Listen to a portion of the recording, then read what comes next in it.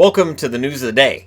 And it's Friday, so let's go ahead and jump into what's going on around the world of the National Hockey League. The Calgary Flames, well aware that things aren't going well. They had a players-only meeting after last night's 5-0 loss. That's, 6 in a row? I don't understand. The talent's there. The players are there. The stars are there. It's just not working. And when it's a players-only meeting, things either get better or somebody gets fired. That seems to be the case in the National Hockey League these days. We'll see which end of things Calgary ends up on with this.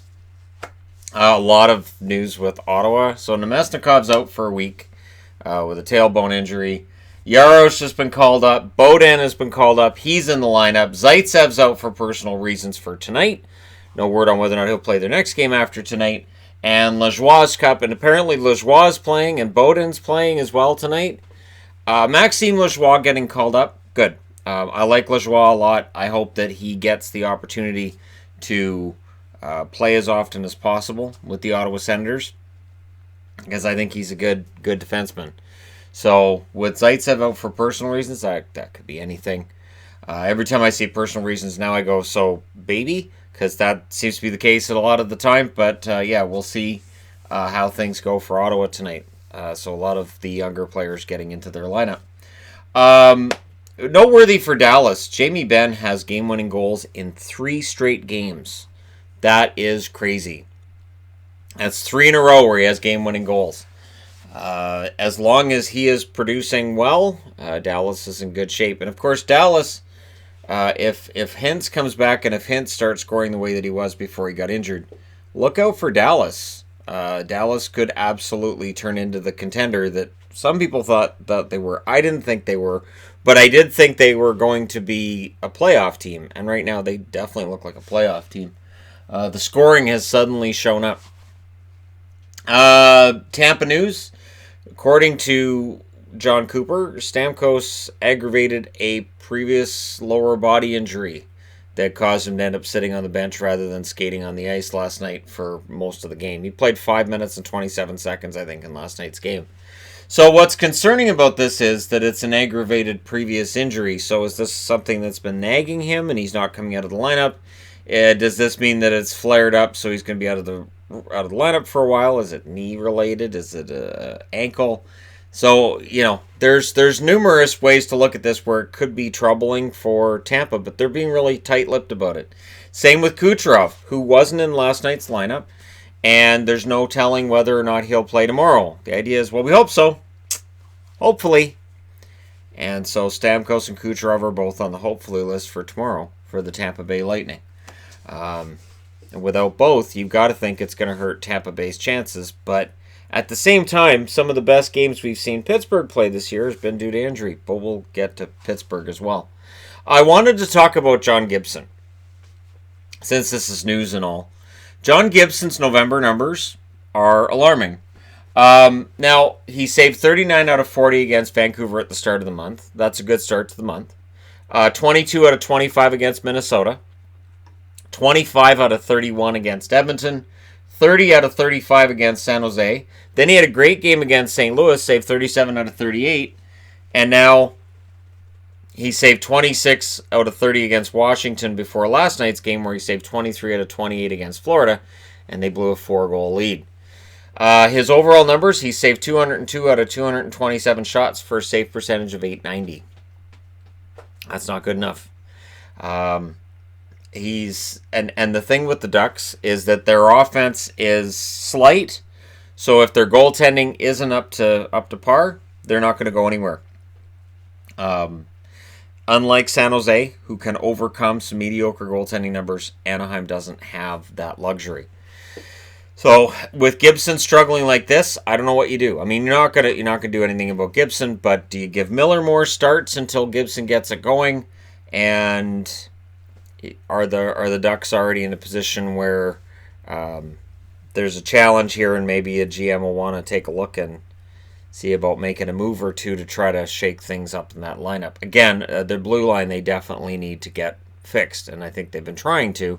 It's just not so easy in this marketplace to do so. One thing that's not on the board is that Jason Botterill is looking for a forward. One problem is LTIR and cap issues. So there's a lot of teams that might be willing to make moves, but they don't have any cap space to make a move. There are teams who may very well be asking you to take a bad contract along with whatever you're getting from them that you need. So it is really, really challenging to make a trade in this day and age. That's why a lot of the trades that we see, especially early in the year, are just minor league deals. And people will look at that and go, well, that doesn't make a difference. And it's a matter of those big deals you can't make anymore. Sometimes I miss that. I look back to some of these seasons I've got annuals of from the 80s, and you look at all the trades that were happening, and that's only 21 teams. Now we have 31. You could have way, way more trades than we have right now, but the salary cap actually really limits player movement. And it's a bizarre era where in July we'll see a lot of guys move, a lot of guys stuck out there till September without contracts, and then once everybody's signed, that's it. No movement. And when we actually see a hockey trade, we're actually really surprised by it. We're like, hey, that's a trade that might benefit both teams. That's really weird. Those normally happen during the summer when teams have cap space and they can move contracts around. Now, the Islanders, there's two things I wanted to talk about. First, congratulations on 16 games with at least a point. That is an incredible run. They have broken records set by the 80s Islanders. So, the Islanders are in some pretty heady territory here. Now, the one thing I'm wondering is, if they keep this up, if they end up getting, like, say, 105, 110 points, could Barry Trotz win Coach of the Year twice in a row? Coach of the Year seems to go to the coach that takes a team that, on paper, doesn't look like it should be in the playoffs and gets them there, which got Barry Trotz Coach of the Year last year. So does he get it again? And I know Dave Tippett in Edmonton right now would likely be a favorite, but could we see the same guy get it 2 years in a row? And it's one of those weird things where I think deciding who the best coach is by which team had a surprising run to the playoffs, I've always thought that was an odd way to decide it, but that's always been the way it's been done. Maybe we'll see that change this year. Because again, I can't argue that anybody but Barry Trotz should get it. I could point out Todd Reirden's job in Washington, but Washington was supposed to be good, so he can't be Coach of the Year. See how ridiculous it sounds when you think it out? And right now, Sheldon Keefe is undefeated as Toronto Maple Leafs coach, so Coach of the Year. But yeah, we'll see if they keep this up and if Barry Trotz legitimately could win Coach of the Year again. Pittsburgh. You know, it's funny with Pittsburgh. There are so many injuries. There are so many players that have been getting hurt with Pittsburgh. At some point, you just go, I can't track all of this. There are too many players out. Bjugstad now is out 8 weeks after core muscle surgery, which sounds exceedingly painful. Justin Schultz is out long term with a lower body injury. So there's another hole in the blue line. Hornquist returned last night, though. So, you know, you lose Bjugstad, you get Hornquist, it changes your roster. You've got to think, you know, you've got Malkin and Crosby out. I don't know. Pittsburgh, if this team makes the playoffs, if they can be healthy when they get there, very, very dangerous team in the playoffs if they're healthy in the playoffs, because there's going to be a lot of guys who've played 50, 60 games during the regular season. So you got to think they won't be gassed going into the playoffs, which may have been part of the reason they got swept out in the first round last year. Maybe they were just gassed. But, yeah, you know, we're in a tremendous time right now if you're a Pittsburgh fan, because every night you have to get your lineup card and go, okay, now who's out tonight? Really? For how long?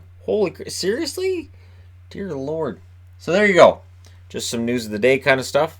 And let me know your thoughts in the comment section below as always. Don't forget to hit like and subscribe if you're browsing your way through. You just happened upon this video. And again, thank you to Billy Ryan and Bjorn Amberfault for their support on Patreon and in helping to bring this content to you fine people every day. So there you go. I will talk to you again soon. It's a nice sunny day out, so I'm going to stay in here and do more stuff because that's what happens. I will talk to you again soon.